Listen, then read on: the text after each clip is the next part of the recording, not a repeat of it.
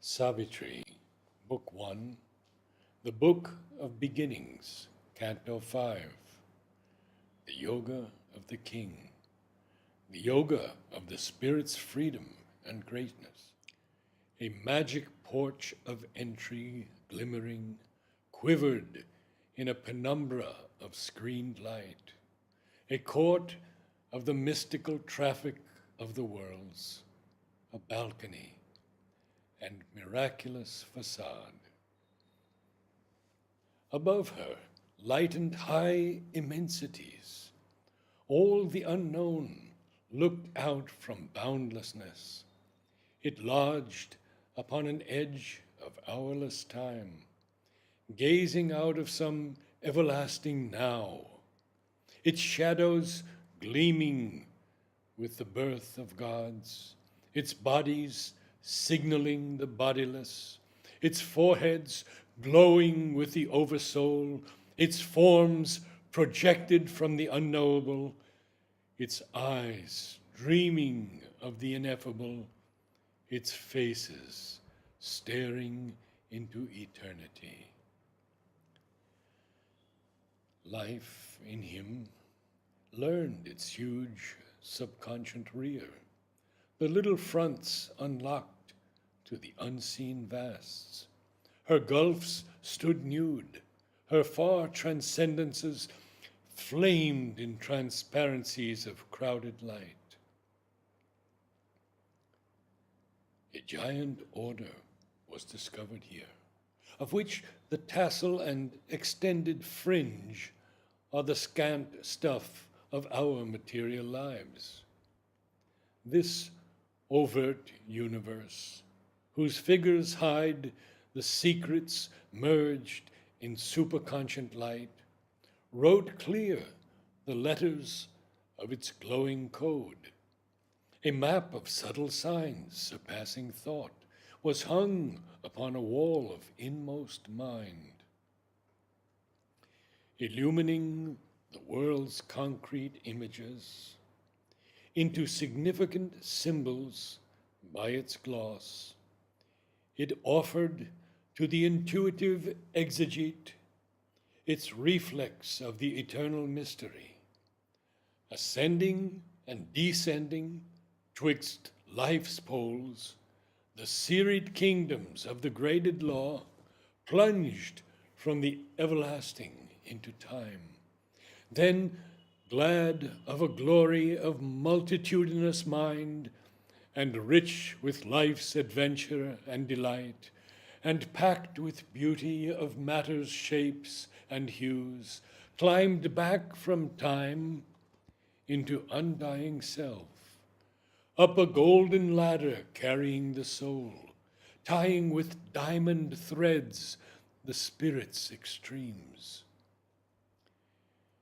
In this drop from consciousness to consciousness, each leaned on the occult inconscience power, the fountain of its needed ignorance, arch-mason of the limits by which it lives.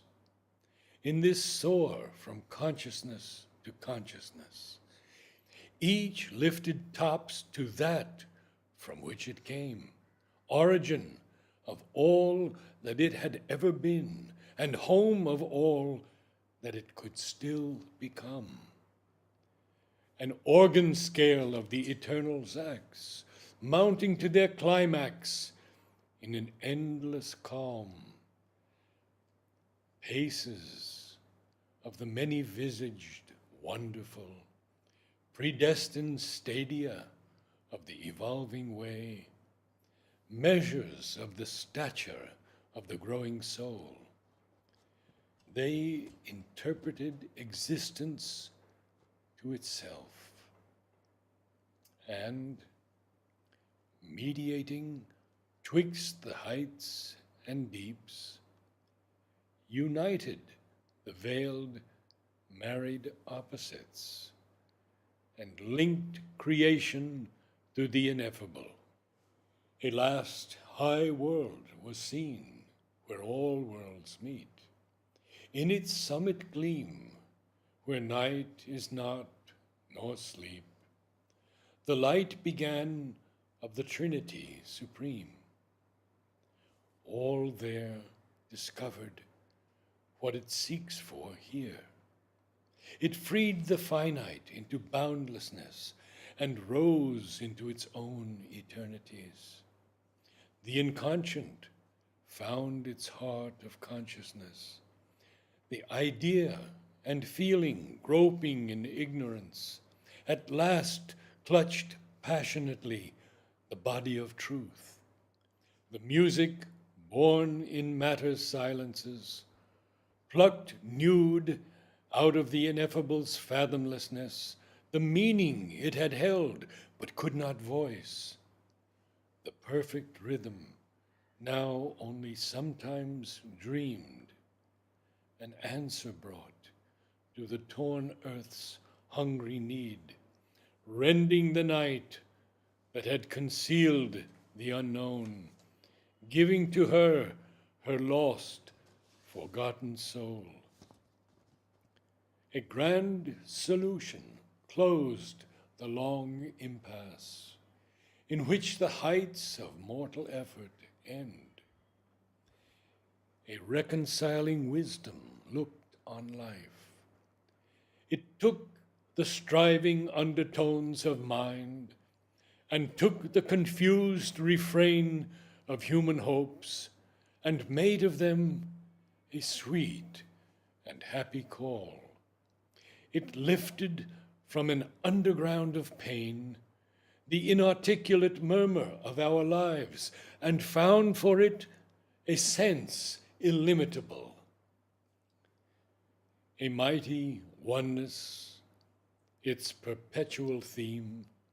It caught the soul's faint, scattered utterances, read hardly twixt our lines of rigid thought, or mid this drowse and coma on matter's breast, heard like disjointed mutterings in sleep. It grouped the golden links that they had lost and showed to them their divine unity, saving from the error of divided self the deep spiritual cry in all that is. All the great words that toiled to express the one were lifted into an absoluteness of light, an ever-burning revelation's fire, and the immortality of the eternal voice. There was no quarrel more of truth with truth. The endless chapter of their differences, retold in light by an omniscient scribe, traveled through difference towards unity. Mind's winding search lost every tinge of doubt, led to its end by an all-seeing speech that garbed the initial and original thought with the finality of an ultimate phrase. United were time's creative mood and tense to the style and syntax of identity. A paean swelled from the lost musing deeps, an anthem pealed to the triune ecstasies, a cry of the moments to the immortal's bliss, as if the strophes of a cosmic ode, a hierarchy of climbing harmonies, peopled with voices and with visages, aspired in a crescendo of the gods, from matter's abysses to the spirit's peaks. Above were the immortal's changeless seats, white chambers of dalliance with eternity, and the stupendous gates of the alone. Across the unfolding of the seas of self, appeared the deathless countries of the One. A many-miracled consciousness unrolled vast aim and process and unfettered norms, a larger nature's great familiar roads. Affranchised from the net of earthly sense, calm continents of potency were glimpsed, homelands of beauty shut to human eyes, half seen at first through wonder's gleaming lids, surprised the vision with felicity.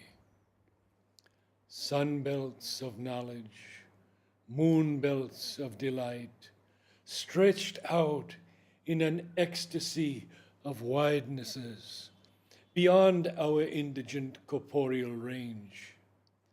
There he could enter, there a while abide. A voyager upon uncharted routes, fronting the viewless danger of the unknown, adventuring across enormous realms, he broke into another space and time. End of Canto 5. End